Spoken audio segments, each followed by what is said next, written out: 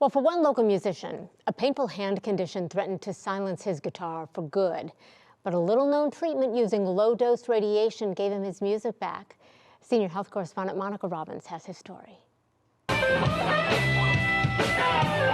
For Cy Sulak, music isn't just a hobby, it's his life. The 70-year-old's been playing guitar since age 17, performing gigs across Northeast Ohio nearly every week. Summertime, 2-3 times a week. It all depends on the year. I play up at Put-in-Bay with Calabash, doing the jam night on Wednesday nights at the backstage bar. But last year, something threatened to end it all. 2 years ago, I had gotten a new motorcycle. And after about a month of having it, I noticed that I was getting like calluses in my hands, and I thought it was just from the different grips. Didn't think too much of it.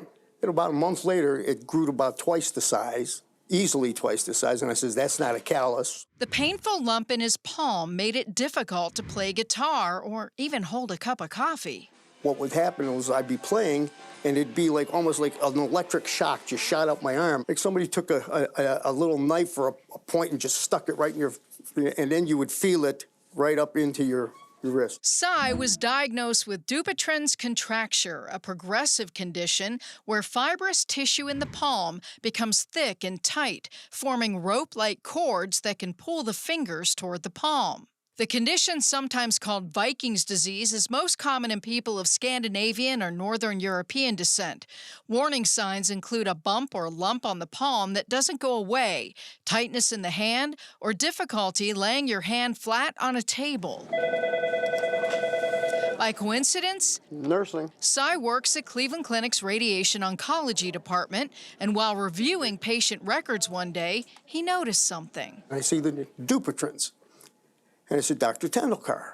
And I ran over to Rahul, Dr. Tendulkar, and I said, so what's this with Dupuytren's that we treat it with radiation? He goes, yeah. I go, what about this? And he goes, oh, you're a prime candidate. Dr. Rahul Tendulkar says low-dose radiation therapy for Dupuytren's is common in Europe, but still relatively unknown here. But many hand surgeons aren't even aware that radiation therapy can be used to prevent or slow down the progression of Dupuytren's disease. The treatment uses much lower doses than cancer radiation, targeting the affected areas with precise, low-energy electron beams to reduce inflammation and slow the growth of cords. When we deliver radiation therapy, it's done entirely as an outpatient. Patients can come in every day for a few minutes a day. They can drive themselves to the treatments. They can do all of their normal activities. Cy received 10 treatments, 5 over 1 week, then 5 more about 2 months later.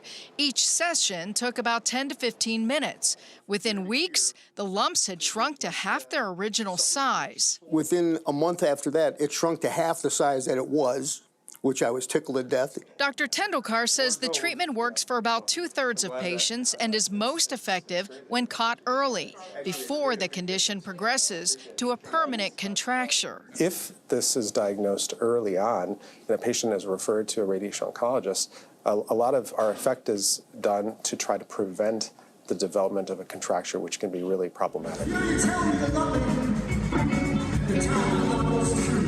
Today, Cy is back to doing what he loves, playing guitar pain-free, performing long concerts across Cleveland. Monica Robbins, 3 News.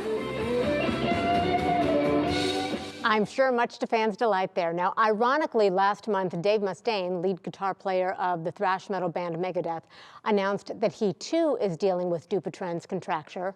Low-dose radiation therapy is also being used to treat other benign conditions, including plantar fibrosis on the feet and certain types of arthritis. Most treatments are covered by insurance.